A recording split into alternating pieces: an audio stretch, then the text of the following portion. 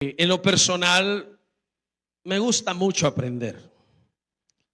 Aprendo de todo. Aprendo de todo lo que veo, de todo lo que escucho, de todo lo que se mueve a mi alrededor. Yo le he dicho muchas veces en esta iglesia que yo aprendo de un niño, aprendo de un adulto, aprendo de un joven, aprendo de un anciano. Aprendo de un insecto. De un insecto como tal, hermano, usted y yo podemos aprender mucho. Sí. Esta semana hablábamos con un pastor amigo, el pastor Oscar Franco, del Taber El Shaddai San Martín. Nos veíamos en una reunión y conversábamos. Él es una persona que también se dedica a lo que es la apicultura. ¿Qué es la apicultura? Es el trabajo con las abejas, ¿verdad? Las abejas que producen la miel. Y hermano, yo poco conozco, pero lo que he escuchado de esas animalitas es que tienen una organización, pero maravillosa. Todo, absolutamente todo, ellos lo tienen organizado. Pastor, esos animalitas tan chiquititas que pican, sí, esas animalitas insignificantes están más organizados, son más disciplinados, cada quien sabe cuál es su rol, mejor que nosotros los seres humanos. Muchísimo mejor. Y si no me cree, vaya y estúdielas. Como le dije, yo poco sé, y lo poco que sé, he observado que esos pequeños insectos, esas pequeñas abejas, tienen una organización extraordinaria, aparte de los grandes beneficios que nos proporcionan a nosotros los humanos. Amén. La miel, hermanos. La miel es algo tan nutritivo para la salud del ser humano. Sí. Todo lo que ellos nos aportan, mire, económicamente. ¿Sabe cuánto vale una botella de miel ahora? $6. Me decía el pastor que él la vende a $6 cada botella de miel. Y es, hermanos, exagerado cómo estas animalitas tan pequeñitas producen tanto. Que imagínese usted que 11 colmenas le producen 44 botellas de miel. 44 botellas de miel, 11 cajones de colmena. Ahí usted lo multiplica, lo suma, ¿verdad? ¿Cuánto económicamente se hace en 44 botellas de miel a $6?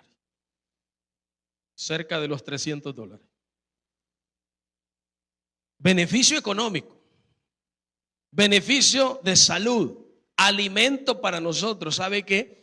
Han investigado y dicen que una cucharada de miel puede ayudarnos a nosotros los seres humanos a sustentarnos y darnos todo lo que nosotros necesitamos durante 24 horas. Una cucharada. Así que, ¿por qué le estoy hablando de esto, hermano? Porque hay mucho que aprender aún de los insectos. Y ya vemos personas que decimos, ¿yo qué voy a aprender de esa persona? ¿Yo qué voy a aprender de fulano? ¿Yo qué voy a aprender de ese predicador si un insecto nos puede enseñar? Y podemos hablar de muchos más ejemplos que están escritos en la Biblia. De ejemplos que Cristo nos pone, que el Señor nos pone a través de su palabra para que nosotros también aprendamos de ellos. Entonces en todo hay un aprendizaje, hay una enseñanza, si usted y yo le prestamos atención. Si usted y yo estamos interesados en aprender. Porque el que no está interesado en aprender, hermano, puede estar el mejor doctor en teología, conocedor de las escrituras, del griego, del hebreo y de todo, hermano. Si no tenemos interés en aprender, no vamos a aprender. Porque usted puede aprender de lo sencillo. Si usted revisa el ministerio de Jesucristo, no es un ministerio sofisticado. No es un ministerio de que profetas, superprofetas, apóstoles, doctores en teología. No. Se cree que el Señor Jesús fue a una escuela teológica en Jerusalén. Según los estudios teológicos, pero se cree que habían dos escuelas, dos tipos de escuelas teológicas en Jerusalén. Y que Jesús fue a una de ellas. ¿Sí?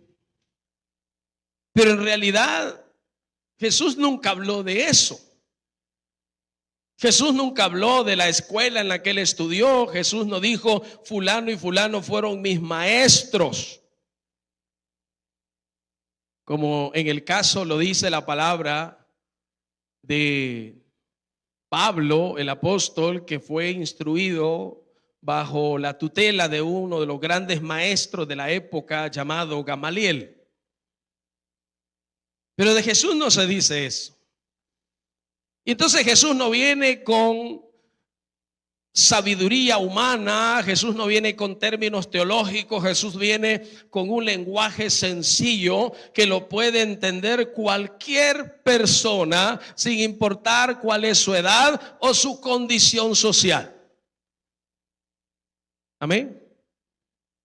¿O no es así, hermano? ¿O no ha leído usted la Biblia? Porque usted va a leer la Biblia y se lee los evangelios y se va a dar cuenta que la teología de Jesús no era una teología profunda como dicen hoy, ¿verdad? Era una teología simple. Era una teología práctica, eran unas enseñanzas prácticas. Gran parte de ella estaba ligada a lo que era la misma naturaleza, la misma agricultura, para que lo entendiera cualquier persona. Y la gente aprendía. Y la gente, hermanos, se admiraba, dice la palabra del Señor, de cuánta sabiduría había en el Señor y salía de la boca del Señor.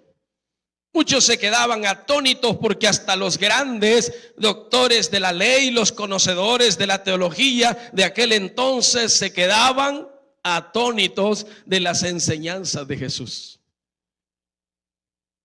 Y como era Jesús, un personaje arrogante, prepotente, creyéndose superior a los demás. No, era un ser humilde, sencillo y humilde, con un lenguaje común que la gente podía entender lo que él estaba hablando. ¿O no es así? Así era Jesús.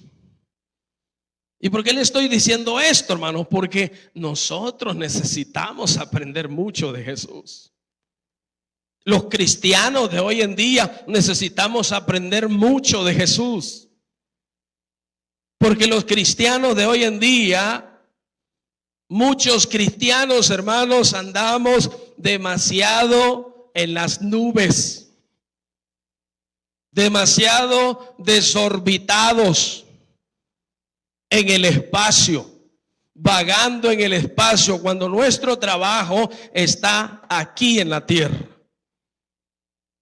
El trabajo que Cristo nos asignó es aquí en la tierra. El trabajo que Cristo nos asignó es un trabajo sencillo y humilde que nosotros debemos de llevar a cabo mientras Cristo no ha venido y mientras Él nos da la vida. Esa es la enseñanza de Cristo. La pompa se la ha inventado el mundo. Porque muchas veces en las iglesias, hermano, hay gente que se mueve por lo que le atrae, por vista o por carne.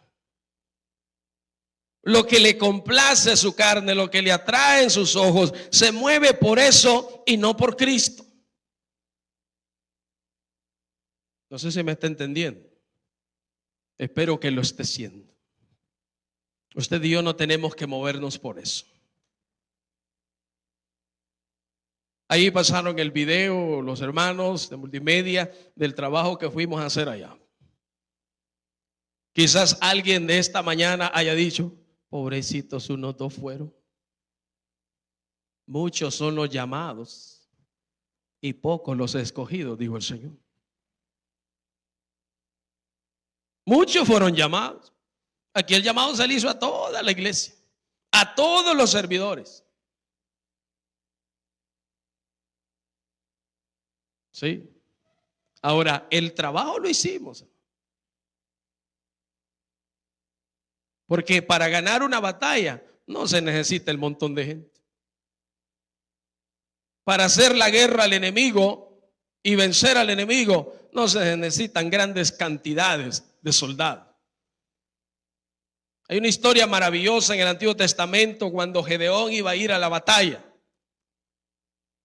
y tenía una X cantidad de soldados.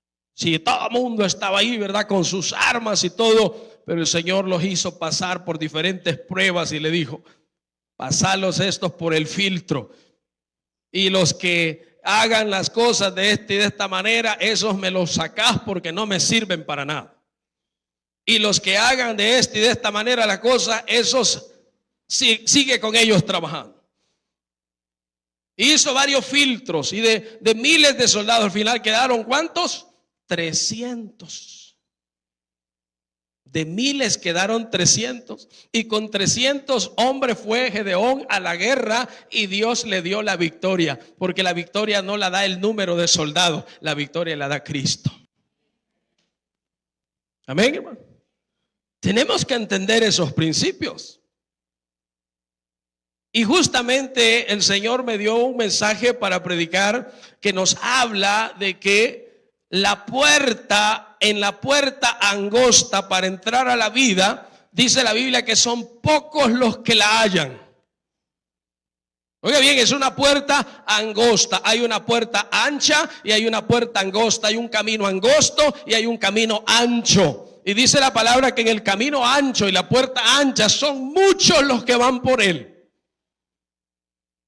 Pero el camino angosto y la puerta angosta son pocos los que la hallan. Amén. Así que usted no ande buscando, decía nuestro pastor fundador, que el ser humano actúa de esta manera. ¿A dónde va Vicente?, decía él. ¿Cuántos se acuerdan de esa frase? ¿A dónde vas, Vicente? A donde va toda la gente. ¿Sí? Ahí ve que ver la multitud de gente, va todo el mundo quiere ir ahí. Pero dice la Biblia que hay caminos que al hombre le parecen derechos, pero su fin es de muerte. No nos equivoquemos. No crea que donde están las multitudes, ahí está Dios. Pastor, pero a Jesús lo seguían multitudes. Sí, pero muchos le seguían por lo que les daba. Y no porque yo lo diga, sino porque el mismo Señor Jesucristo lo reveló. Y en su momento se lo dijo cara a cara: vosotros me seguís porque les di de comer. O sea, en pocas palabras, la mayoría de gente sigue a Jesús por las cosas materiales que le puede dar, pero no por lo espiritual. Y si usted y yo hemos decidido seguir a Jesús, no lo vamos a seguir por bienes materiales, no lo vamos a seguir por cuántas cosas materiales Dios me dará, por cuánto dinero Dios me dará, sino porque Él es Dios y merece ser seguido, adorado y exaltado por nosotros. Por eso tenemos que seguir a Jesús, por las bendiciones espirituales que Él me da, no por las materiales. Esas son resultado de la vida espiritual con Dios. Esas vienen, dice la palabra del Señor, por añadidura. Esas no tengo yo que andarlas buscando.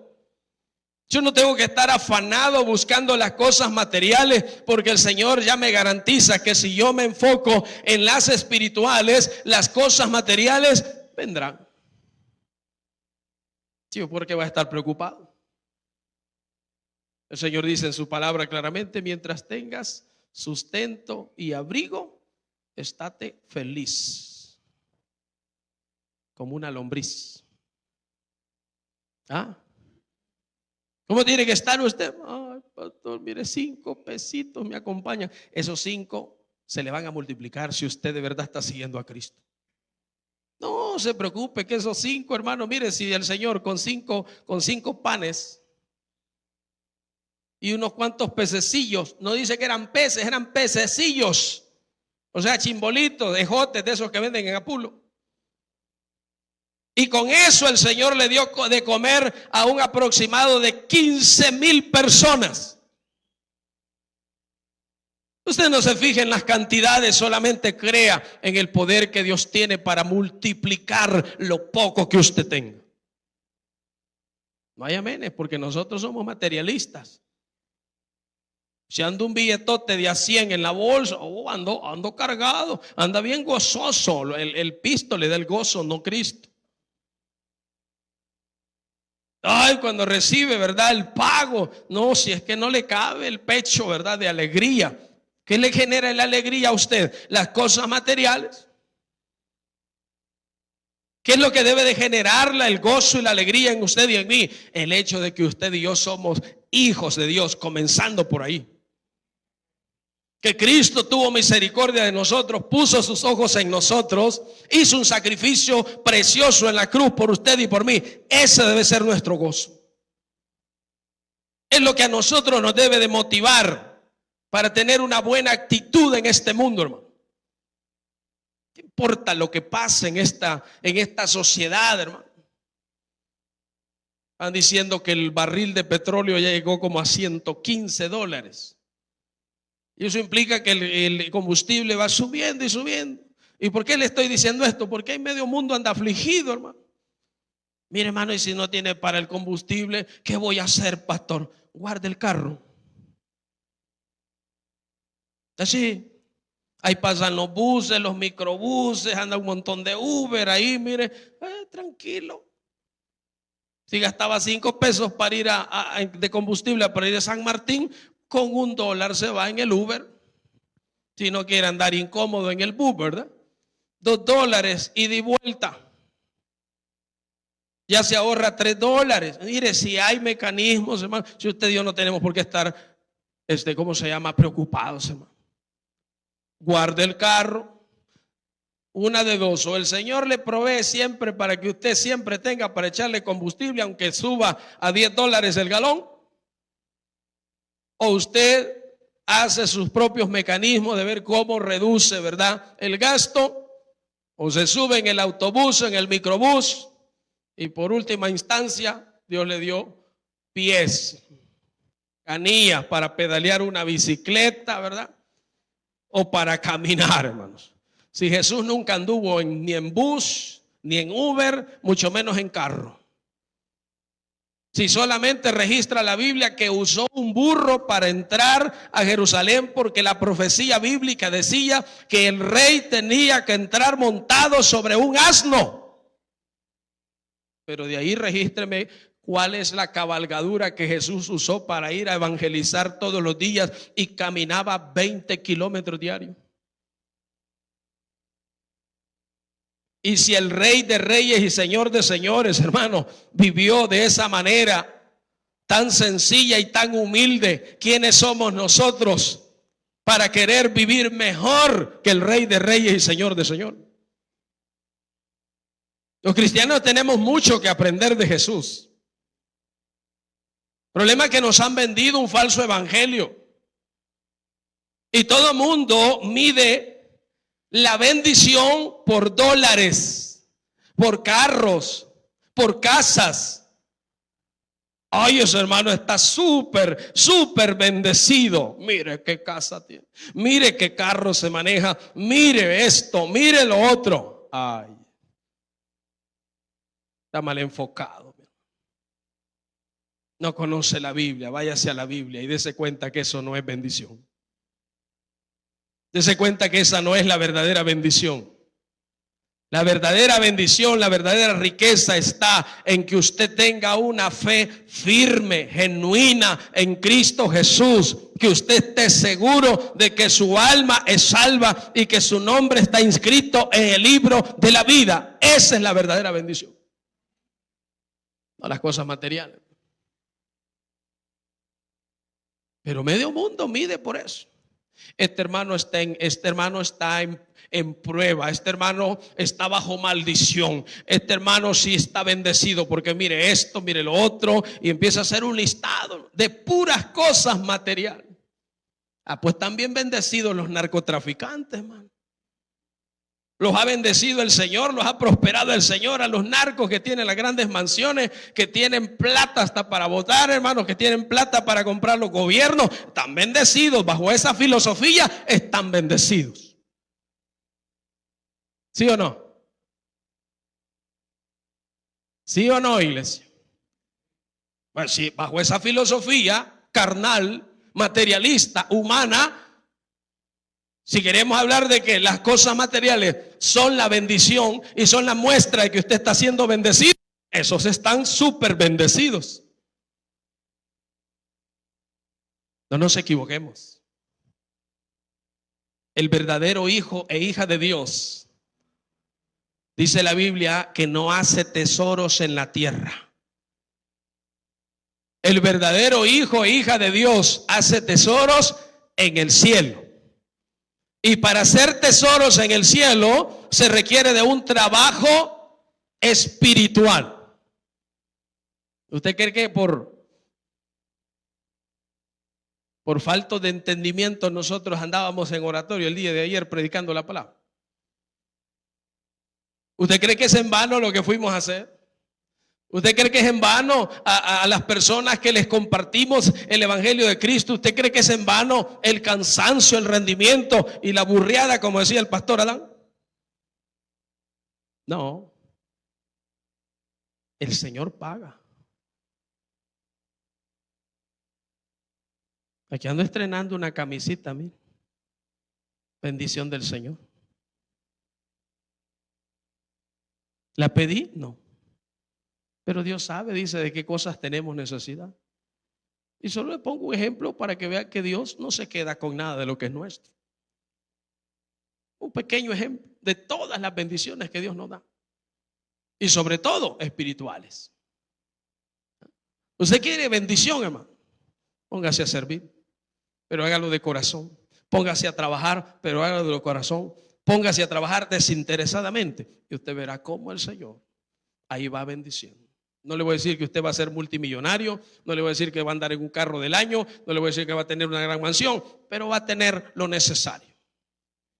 Y lo necesario es más que suficiente. ¿Sí? Imagínese usted que hay personas que son multimillonarios y siguen trabajando, y siguen trabajando, y seguirán trabajando hasta el último día de su muerte, seguirán trabajando. Y todos sus millones, ¿en qué momento los van a disfrutar? Porque por estar afanados por el trabajo no disfrutaron la bendición que Dios les puso en la mano. Se les convirtió en maldición. Porque hay que tener cuidado con eso. Lo poco que Dios le dé, ámelo, disfrútelo, agradézcalo al Señor, porque esa es la perfecta voluntad de Dios para su vida. Y sea feliz con eso. Amén, hermano. Oiga bien esto. Primera enseñanza. Primera enseñanza espiritual que Jesús nos da con esa entrada triunfal a Jerusalén es que Jesús es el rey humilde. La clave ahí es la humildad. El rey humilde. Él no vino como un rey soberbio, no vino como un rey altivo, no vino como un rey que su poderío consistía en su aspecto, en sus ropas, en la esplendidez de sus ropas o en el ejército que lo respaldaba. Jesús vino como un sencillo hombre humilde, de una familia humilde, con una profesión, carpintero. Ese es el rey que se presentó en Jerusalén. Pero mire cuántas cosas desató ese rey humilde en Jerusalén. Escuche esto, hermano. Al entrar en un asno, ¿sabe qué significaba eso? En lugar de un caballo de guerra, porque los caballos eran para la guerra, pero los asnos eran simples animales de carga. los que se cargaban para llevar sus granos básicos o cualquier tipo de carga, o montar las personas humildes y pobres. Escuche bien eso. No vino en un caballo de guerra, vino en un asno, un animal de carga. Jesús demuestra, aquí viene la enseñanza, que su reino no se basa en el poder militar, sino en la humildad, la paz y el servicio. ¿En qué se basa el reino de Dios? En la humildad, la paz y el servicio. Amén. Él claramente lo dijo: yo no he venido para ser servido, sino para servir. ¿Para qué estamos puestos nosotros, hermano? No estamos puestos para ser servidos, sino para servir. Y decía nuestro pastor fundador: el que no sirve, no sirve. Y hay una bonita frase por ahí que dice: el que no vive para servir, no sirve para vivir. El que no vive para servir, no sirve para vivir. Escúchenle esto, hermano. Versículos 1 al 3 nos respalda este primer punto de que Jesús es el rey humilde y con qué propósitos Él se mostró con esa humildad. Para demostrar precisamente su humildad, la paz y el servicio. Versículos 1 al 3. Cuando se acercaron a Jerusalén y vinieron a Betfagé, al monte de los Olivos, Jesús envió a 2 de sus discípulos y que le dijo: id a la aldea que está enfrente de vosotros y luego hallaréis un asna atada y un pollino con ella. Desatadla y traédmelos. Y si alguien os dijere os dijere algo, decid: el Señor lo necesita, y luego lo enviará de regreso. No me lo estoy robando, en pocas palabras. Solo lo estoy tomando prestado porque lo necesito. Si usted se da cuenta, Jesús no tenía ni capacidad para comprar económicamente un asno. Lo tuvo que mandar a prestar. Amén, hermanos. Lo tuvo que mandar a prestar, hermano. Y nosotros muchas veces renegamos, hermano. Y si nos comparamos con Jesús, usted y yo tenemos muchas mejores comodidades que las que tuvo Jesús. Todos aquí, ya sea propia o rentada, tenemos una casa donde vivir. Sea como sea humilde o sea una casa bonita, la tenemos por misericordia del Señor. Y Jesús dijo: miren, yo, el Hijo del Hombre, el Hijo de Dios, Dios mismo, no tengo ni dónde recostar mi cabeza, ni una cama donde dormir. Esa fue a ese extremo la humildad de Cristo, hermano.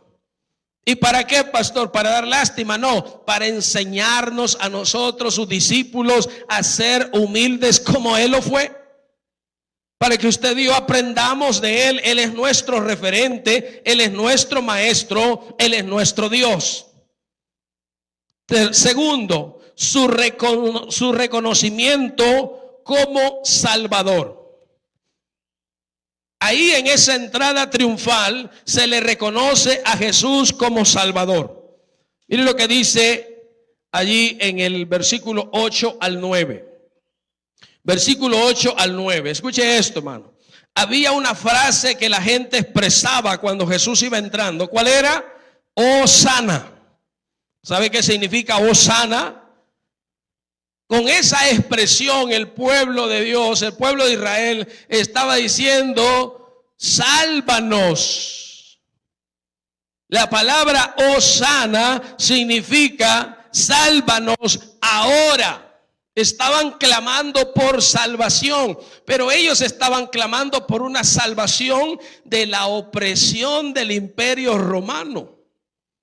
No clamaban salvación y vida eterna, clamaban que los salvara del yugo bajo el cual los tenía el imperio romano. Pero ellos dijeron, ahora viene el rey de Israel, y este rey de Israel va a arreglar las cosas, va a poner a los romanos en su puesto, nos va a liberar del yugo de esclavitud, de los impuestos excesivos que nos están cobrando, de la ocupación de nuestra tierra, esto y lo otro. Estaban pensando en eso. Y por eso clamaban eufóricamente de esa manera: Hosana, sálvanos ahora, porque ya no aguantaban la opresión del imperio. Escuche bien esto, hermano. Es un reconocimiento de que Él es el Altísimo, aún con su idea de que los salvara de la opresión romana. Ellos estaban declarando involuntariamente y reconociendo que quien estaba entrando a la ciudad de Jerusalén era el Mesías prometido. Amén. Y esto nos invita, hermanos, a aceptarlo no por beneficios materiales. El saber de que Él es el Mesías prometido nos debe de motivar a nosotros a aceptarlo, pero no por beneficios materiales. Habemos muchos predicadores que hemos cometido el error por años de decirle: venga Cristo y sus problemas se van a resolver. Venga Cristo y a ver usted cómo le crecen sus finanzas. Mentira del diablo. Si el Señor bendice, si el Señor lo hará a su forma, a su manera, en su tiempo. Pero no porque usted venga y diga: Señor, te acepto en mi corazón, pero con el interés de que Dios lo saque del agüite, del problema, de la necesidad financiera. No. Lo que Dios espera que usted y yo lo recibamos como nuestro Mesías, como nuestro Salvador. No por dádivas materiales, sino porque Él es Dios, Él es el Salvador, Él es el único que puede perdonar nuestros pecados. Él es el único que puede cambiar el destino eterno de la humanidad. Porque el destino eterno de la humanidad sin Cristo, ¿sabe cuál es? Condenación eterna. Pero si alguien le acepta de corazón, no por dádivas materiales, no por cosas materiales, sino porque cree que Él es Dios y que tiene el poder de salvarlo y librarlo de la condenación eterna, entonces Dios lo hará. Entonces Dios lo salvará. Entonces Dios lo perdonará. Le hará una nueva criatura. Y usted empezará a caminar en fe con Dios. Y su fe con Dios y su relación con Dios hará que su vida sea bendecida y prosperada.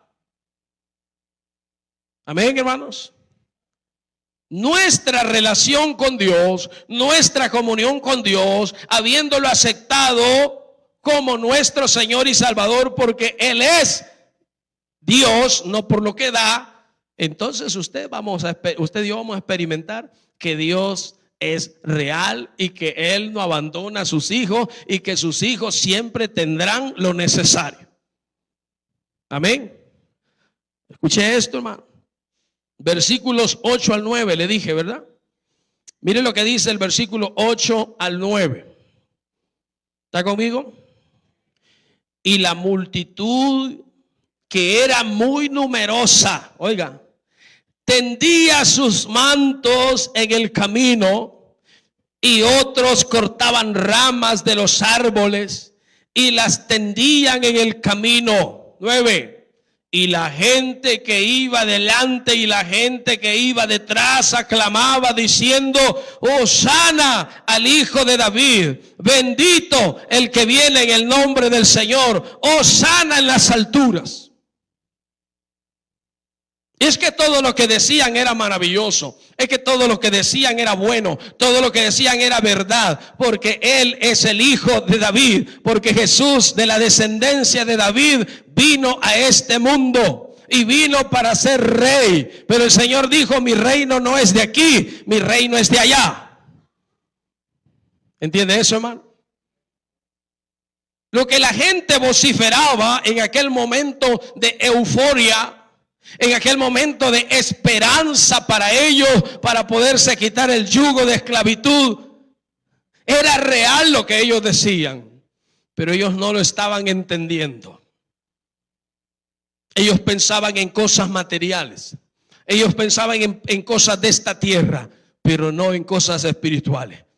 Porque después de ovacionarlo y gritar, Hosana, sálvanos ahora, bendito el que viene, bendito el Hijo de David, bendito el que viene en el nombre del Señor, bendito el ungido de Dios. Después que decían eso, pocos días más adelante lo estaban gritando: impostor, blasfemo, crucifícalo. ¿Sí o no? ¿Usted cree que si hubieran entendido quién era él, hubiesen estado pidiendo su crucifixión 4 o 5 días después? No. Ese es el problema con la humanidad, que no ha entendido quién es Dios. Ese es el problema de la humanidad cuando sus ojos están puestos en lo material y no en lo espiritual. Cuando sus ojos están puestos en esta tierra y no en el cielo. Cuando su corazón está inclinado a la materia y no a Dios. Ese es el problema de la humanidad. Tercera enseñanza: adoración sincera versus la moda pasajera. La alegría que producen las cosas materiales pasa así.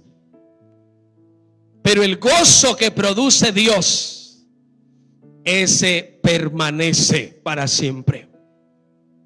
Yo no sé si a usted le gusta que lo emocionen por un momento, o usted quiere ser un cristiano de principios, bien enraizado y fundamentado en Cristo Jesús y en su palabra.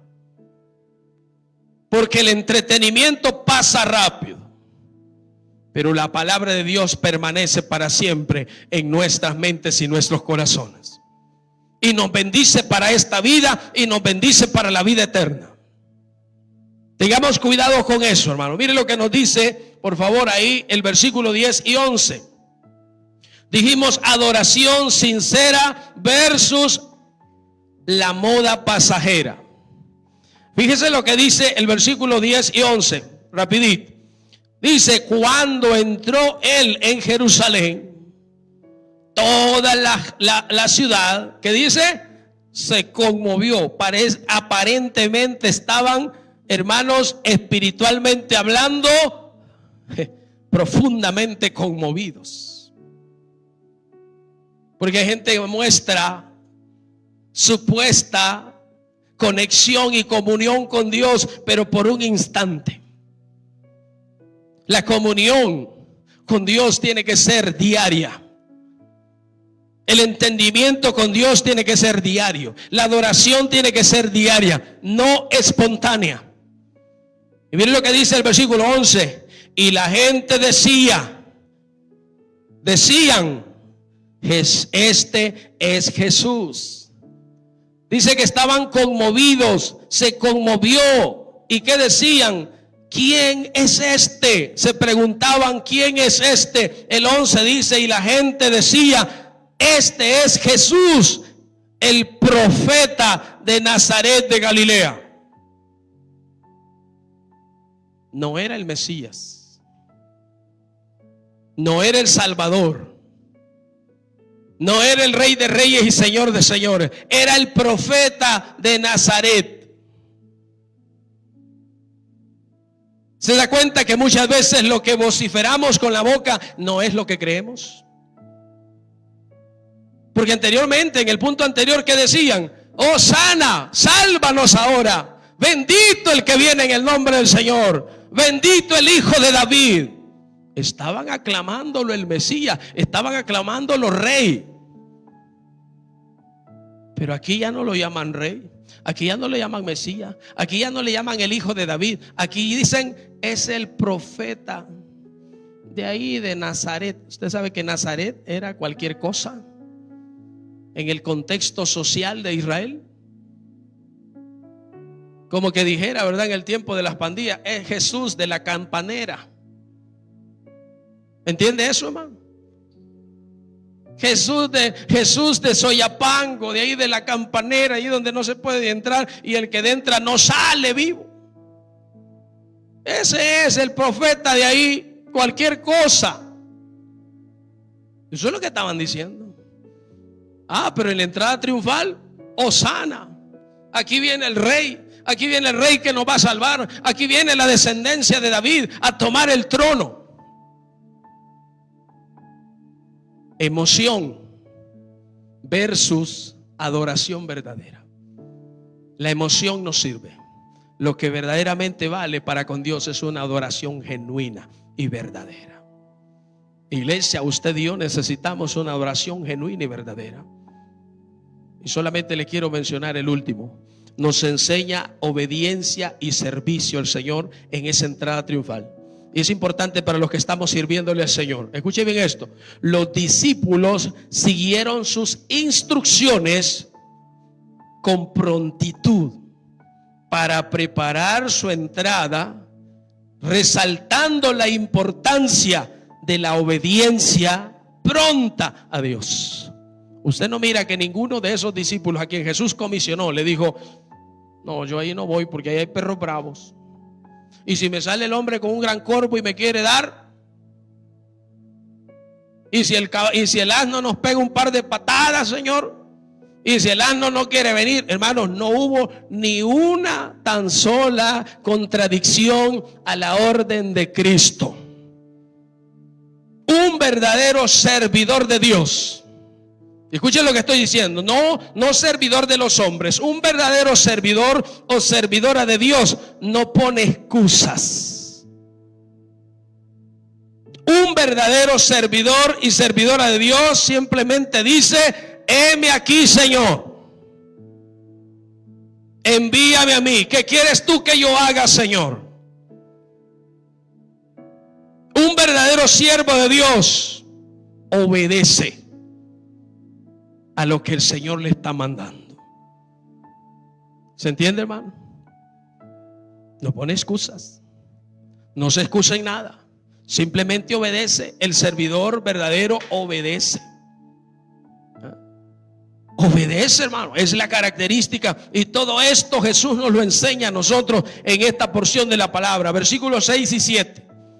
Versículos 6 y 7. Los discípulos fueron. Mire que no renegaron. Los discípulos fueron e hicieron como Jesús les mandó. Oiga esto. Hicieron como les dio la gana. Señor, solo te trajimos el pollino. Oh, Señor, mira, el pollino estaba muy pequeño todavía y no había sido amansado y no había sido montado. Entonces, Señor, decidimos traerte la mamá del pollino, el asna adulta, porque esta sí te aguanta, Señor. Jesús no les dijo nada de eso. Jesús les dio una orden: vayan y van a encontrar en la aldea de enfrente un asna con su hijo, burrito. Me los traen a los dos. ¿Sí o no? Las directrices de Dios son específicas. Y los hijos de Dios, los verdaderos hijos de Dios y servidores de Dios, no vamos a cuestionar las órdenes de Dios. Simplemente vamos a hacer lo que Dios dice que hagamos. Amén o no amén, hermano. Lo que Dios dice que hagamos. No, es que yo creo, pastor. Dios no nos está pidiendo opinión a usted y a mí.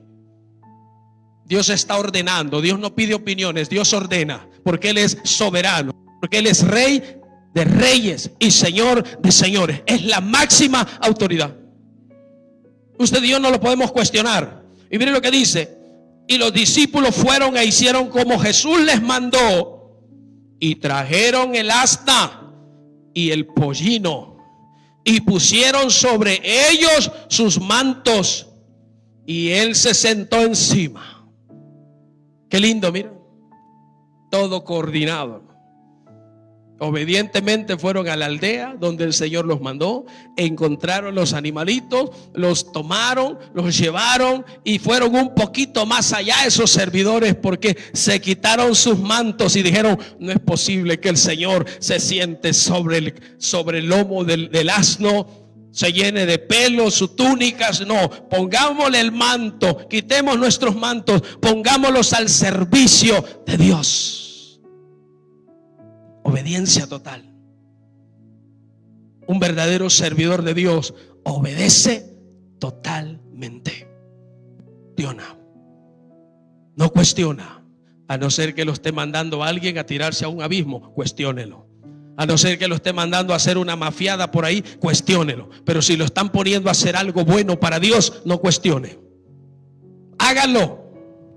Obedézcale no al pastor, obedézcale no al líder, obedézcale a Jesús.